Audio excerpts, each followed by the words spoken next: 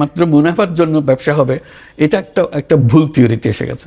এই যে কারণে আমরা সমস্ত গন্ডগোল, পৃথিবীতে যে গন্ডগোল লাগিয়েছি তার মূল কারণটা হলো মুনাফা। এই মুনাফার কারণেই আমাদের সমস্ত লন্ডভন্ড হয়ে যাচ্ছে। কাজেই আমাদের প্রকৃত মানব প্রকৃতিটা কি সেটা বুঝতে হবে।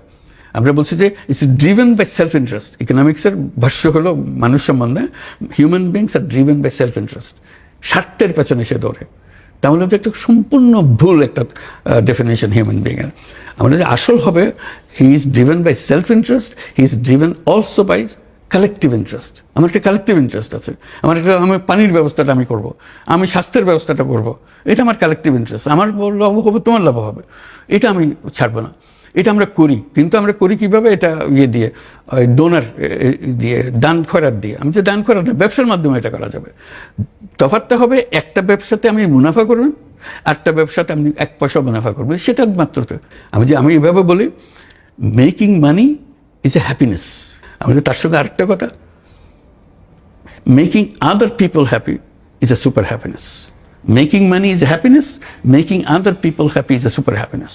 তখন বলছে না, এটা তো আমরা দেখি না। আপনি মুখে মুখে বলছেন, আমাদের দেখেন না, এই জন্য করেন না। তো কোনোদিন করলে বুঝতে পারবেন। আমি করেছি, আমি ওটা বুঝি। আমি এটা ছাড়া আর কিছু বুঝি না, কারণ আমার এত আনন্দ লাগে এটা করে। এবং শুধু ব্যবসা ক্ষেত্রে না, এটা এই ব্যবসা ক্ষেত্র ছাড়িয়ে অন্যান্য বহু জিনিসে ছড়িয়ে গেছে। এই যে স্পোর্টসে যে শক্তি, স্পোর্টসের শক্তি আপনি শুধু টাকা বানানোর জন্য দেখতেছেন, এই শক্তি মানুষের কল্যাণের জন্যও করতে পারেন।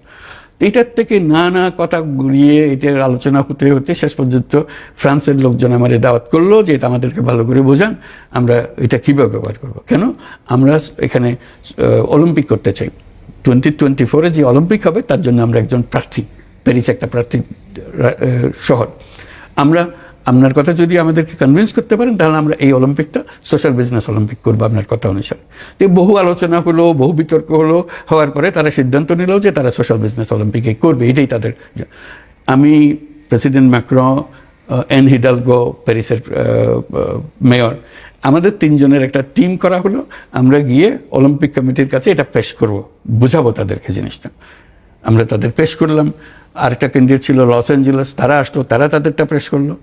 অলিম্পিক কমিটি প্যারিসকে সিলেক্ট করলো। সেই থেকে তারা প্রস্তুতি নিচ্ছে। আমি তাদের প্রস্তুতি কমিটির একজন মেম্বার, কারণ এটা সোশ্যাল বিজনেস অলিম্পিক করতে হবে। কোথায় সোশ্যাল বিজনেস করতেছি গ্রামের মধ্যে, স্বাস্থ্য সেবা, এবার হঠাৎ করে অলিম্পিকের মধ্যে চলে গেলাম। অদ্ভুত লাগলো, মানুষ এত আগ্রহ করতেছে। এটা কেউ মুচকি হাসতেছে না, পেছনে গিয়ে মুচকি হাসে যে কি পাগল একটা নিয়ে আসছে। সবাই পাগল হয়ে গেছে এটা করার জন্য। এখন এই জুলাই মাসে এটা হবে অলিম্পিক, সোশ্যাল বিজনেস অলিম্পিক্স। তারা এটা প্রচারণা করছে এখন যে এটা আমাদের সোশ্যাল বিজনেস অলিম্পিক হবে।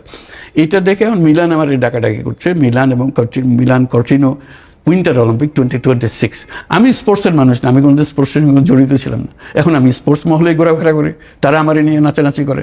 আমি তাদেরকে বলে আপনাকে আসতে হবে, এই কয়েকদিন পরে আমাকে যেতে হবে এই মিলানে তাদের ডিজাইনটা করার জন্য, প্রাথমিক ডিজাইনটা। এবং বলছে যে আপনি প্যারিসে যাটুকু করতে তার দ্বিগুণ করতে হবে আমাদের এখানে সোশ্যাল বিজনেস, যাতে করে এটা স্পষ্টভাবে তুলে ধরতে পারে।